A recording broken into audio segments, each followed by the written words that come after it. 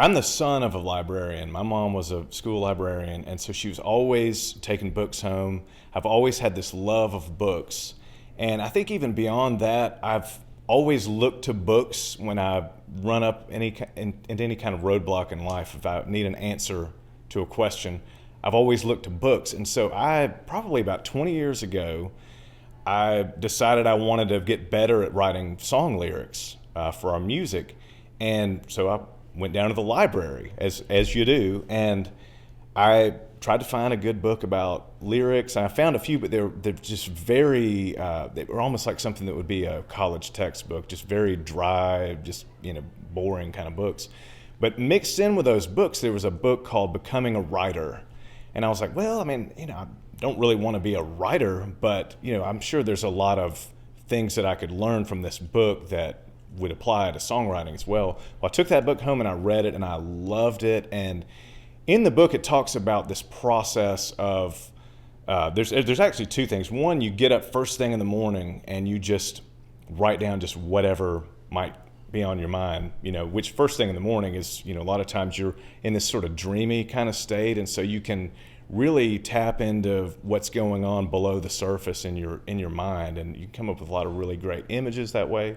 So I started doing that. And I did that for years. I would get up first thing in the morning. I'd have a notebook. We'd be out on tour, and I'd have a little notebook in my bunk, and I would just start journaling. And I found through that process that I really enjoyed the process of writing. And I kind of, along the way, I kind of forgot about this lyric writing thing that was the original goal. And I just really fell in love with prose and writing words, and just the idea of what's in my head and getting that down on paper and then editing that.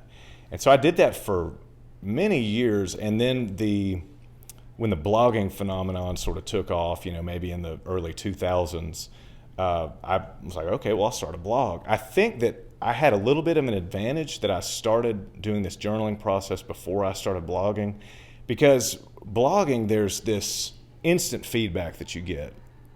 You do a blog post and people will make comments, other people will respond to the blog post, and it changes your writing, because now you have a goal, you have an audience, and you want to try to please them, and so you're not really in your authentic voice at that point. And I think that is the biggest benefit of journaling, the way that I did it for so many years, is you're able to find your voice. You're able to figure out your unique take on the world, take your unique take on life, and the way you put things. And ultimately, I feel like as I'm reading a book, and I'm obviously a big fan of books, that's what I find. And it doesn't matter the genre, if it's fiction, if it's nonfiction, if it's memoir, I'm seeing that writer's voice shine through the work, and I'm making a connection with this other person.